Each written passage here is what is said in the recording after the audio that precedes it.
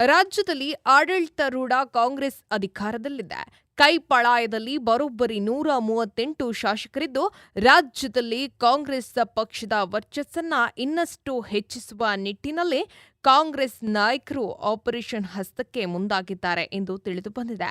ಜೆಡಿಎಸ್ನ 5ರಿಂದ 7 ಮಂದಿ ಹಳೆ ಮೈಸೂರು ಭಾಗದ ಶಾಸಕರನ್ನ ಸೆಳೆಯಲು ಕಾಂಗ್ರೆಸ್ ನಾಯಕರು ಮುಂದಾಗಿದ್ದಾರೆ. ಮಾಜಿ ಮುಖ್ಯಮಂತ್ರಿ ಎಚ್.ಡಿ. ಕುಮಾರಸ್ವಾಮಿ ಅವರ ಟಾರ್ಗೆಟ್ ಮಾಡ್ತಾ ಇರುವಂತಹ ಕಾಂಗ್ರೆಸ್ ನಾಯಕರು ಹಳೆ ಮೈಸೂರು ಭಾಗದ ಜೆಡಿಎಸ್ ಶಾಸಕರನ್ನ ಈಗಾಗಲೇ ಸಂಪರ್ಕವನ್ನ ಮಾಡಿದ್ದು, ಕಾಂಗ್ರೆಸ್ ಕರೆತರುವಂತ ಪ್ರಯತ್ನವನ್ನ ನಡೆಸ್ತಾ ಇದ್ದಾರೆ. ಹಳೆ ಮೈಸೂರು ಭಾಗದಲ್ಲಿ ಹಿಡಿತವನ್ನ ಸಾಧಿಸಲು ಹಾಗೂ ಎಚ್.ಡಿ. ಕುಮಾರಸ್ವಾಮಿ ಅವರಿಗೆ ಟಕ್ಕರ್ ಕೊಡುವ ನಿಟ್ಟಿನಲ್ಲಿ ಕಾಂಗ್ರೆಸ್ ಶಾಸಕರು ತಂತ್ರಗಾರಿಕೆಯನ್ನ ನಡೆಸ್ತಾ ಇದ್ದಾರೆ ಎಂದು ತಿಳಿದು ಬಂದಿದೆ.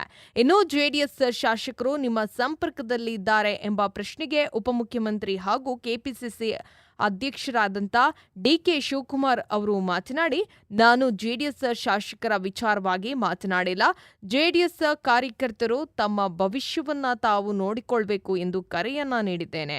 ಆ ಕಾರ್ಯಕರ್ತರು ಕೂಡ ಎಷ್ಟು ದಿನ ಎಂದು ಕಾಯಲು ಸಾಧ್ಯ? ಅವರಿಗೂ ಜಾತ್ಯತೀತ ಸಿದ್ಧಾಂತದ ರಾಷ್ಟ್ರೀಯ ಪಕ್ಷದ ಅಗತ್ಯವಿದೆ. ಅನೇಕ ಕಾರ್ಯಕರ್ತರು ನಮ್ಮ ಪಕ್ಷದನ್ನ ಸೇರಲು ಮುಂದಾಗಿದ್ದಾರೆ ಎಂದು ತಿಳಿಸಿದರು.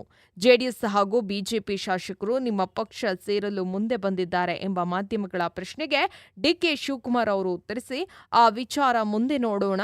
ನಾನು ಅದರ ಬಗ್ಗೆ ಯೋಚನೆ ಮಾಡಿಲ್ಲ.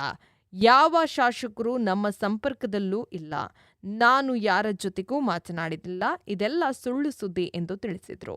ಭದ್ರಾ ಮೇಲ್ಕೋಟೆ ಯೋಜನೆಗೆ ಘೋಷಿಸಿದಂತ ಅನುದಾನ ನೀಡಲಿಲ್ಲ ಎಂಬ ಪ್ರಶ್ನೆಗೆ ಉತ್ತರಿಸಿದ ಅವರು, ನಾಲಿಗೆಯಿಂದ ಒಂದು ಮಾತು ಬಂದ್ರೆ ಅದನ್ನ ಉಳಿಸಿಕೊಂಡು ಅದರಂತೆ ನಡೆಯಬೇಕು. ಇದನ್ನ ನೋಡಿದ್ರೆ ನಮಗೆ ನಾಚಿಕೆ ಆಗತ್ತೆ.